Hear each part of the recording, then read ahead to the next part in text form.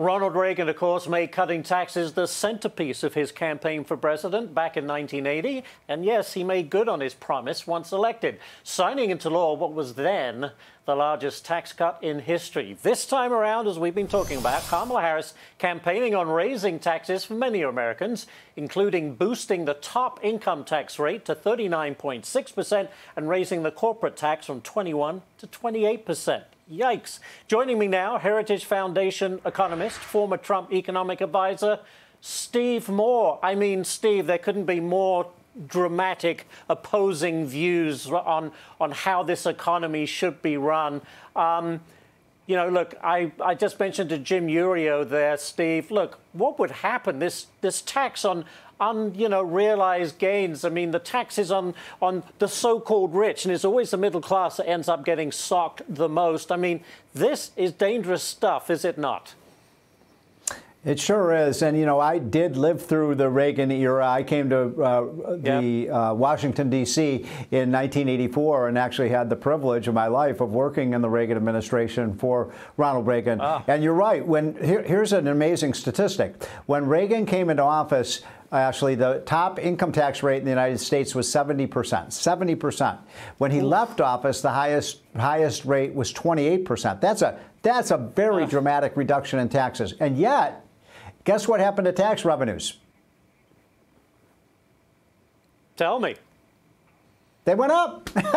They went way up. There you go. And the rich paid more taxes. Yeah, and by the way, there's a curve behind this that you know about, actually. It's called the Laer Curve. Sometimes when you can cut tax rates, you get more economic activity, more investment, the economy does better, you get more revenues. Now, I want to make this point because it's relevant to RFK Jr., who has endorsed Donald Trump.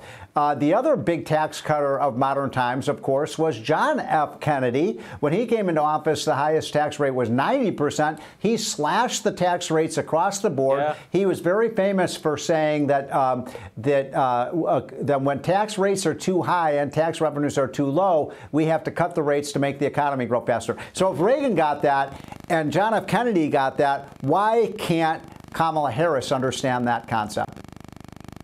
That's very true. I mean, the Democratic Party today was not what it was under JFK. Exactly. That is for sure. That's true. I think that party is a moderate Republican these days. Anyway, listen, you say that the American dream, sadly, out of reach for most Americans. Why is that, and how can we change it?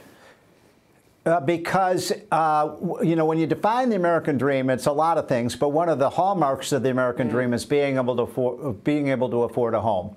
And you look at the numbers now. But I have two sons that are in their early 30s. They're about the stage of their life where they'd be looking at, you know, buying a home and starting a family. You can't do that. They couldn't. And by the way, you know, they're middle class. They're doing pretty well, actually. They couldn't possibly afford to buy a house. I mean, now with these high mortgage interest rates, you know, you just cannot buy a house today. And that's true of people in their 30s and 40s where they're just priced out of the market. The average, because of Biden's policies and the massive increase in costs and interest rates, a 30-year mortgage, you're going to pay payments almost twice as high today as you did when Donald Trump was president. Do we really want 4 more years of that? Yeah, no kidding. Very quickly, Steve, the August jobs report out next Friday. Could be a game changer for the Fed. What are you expecting? Well, you know, I've given up guessing because, as you know, the Labor Department over the last year and a half has overestimated the jobs by over 1 million. Did you know that? 1.1 million overestimation of jobs. So we keep I keep going on with Maria in the morning, and we got 325,000 jobs. And then the next, no, it was 250, 225. Yeah. So I don't have a clue where we're going to be, but I do think the economy is slowing down. Okay, we'll have to leave it there. Steve Moore, great stuff. Got to catch that Reagan movie. I definitely want to see that. Awesome. Thank you so much.